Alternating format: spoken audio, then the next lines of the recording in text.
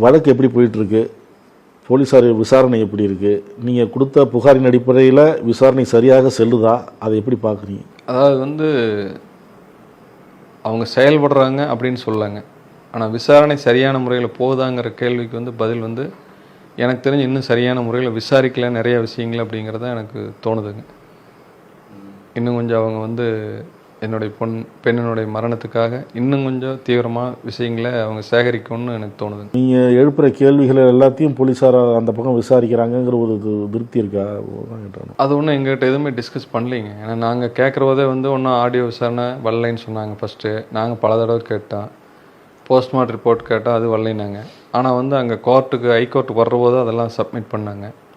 அப்போ அதில் பார்த்தீங்கன்னா போஸ்ட்மார்ட்டம் ரிப்போர்ட்டில் இன்னும் விரிவாக்கம் வேணும்னு கேட்டிருக்காங்க. ரிதன்யா கார் எடுத்துகிட்டு போகிறாங்க, அந்த முடிவு எடுக்கிறதுக்கு முன்னாடி சில ஆடியோக்கள் உங்களுக்கு அனுப்புனதாக இருக்குல்ல, அது மட்டும்தான் இருக்கா? அதை தாண்டி ஆடியோக்கள் ஏதாவது இருக்கா? அதாவது இப்போ நாங்கள் செக் பண்ணுறபோது வரதட்சணைக்கு உண்டான ஆதாரங்களும் சில ஆதாரங்கள் இப்போ இருக்குங்க. அதை இப்போ நம்ம போலீஸ் தரப்பில் கொடுக்கறதுக்கு உண்டான வேலை நடந்துட்டுருக்கு. அது இப்போ தான் தெரிய வருது. இப்போ தான் தெரிய வருதுங்க. ஏன்னா நாங்கள் அப்போ இருந்த மனநிலையில் செல்லு என்னுடைய செல்லையும் அங்கே வாங்கிட்டாங்க. அப்போ அதில் நிறைய விஷயங்கள் பேக்கப் பண்ணதில் எங்களுக்கு தெரியல. இப்போ தான் சில விஷயங்கள் எல்லாம் இருக்குது. அதை சப்மிட் பண்ணுறதுக்காக 2 நாளில் சப்மிட் பண்ணிடுவோம்.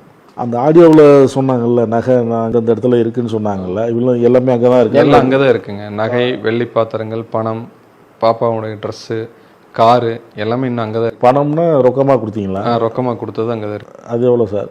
அது 2 லட்சம் ப்ளஸ் அதுவோ சம்திங் எல்லாம் இருக்குங்க. எப்படி ஒரு 3 லட்ச ரூபாய்க்கு மேலே வருங்க. எல்லாமே அங்கே தான் இருக்குது. அதாவது இன்னும் அதுக்கு உண்டான ஏன்னா இந்த வழக்கு போயிட்டு இருக்கிறதுனால அவங்களே ஹேண்ட் ஓவர் பண்ணி கொடுப்பா அப்படிங்கிற மாதிரி சொல்லியிருக்காங்க. எல்லாம் ரெக்கவர் பண்ணி கொடுப்பா அப்படின்ட்டு இருக்காங்க. எல்லாமே அங்கே தான் இருக்குங்க.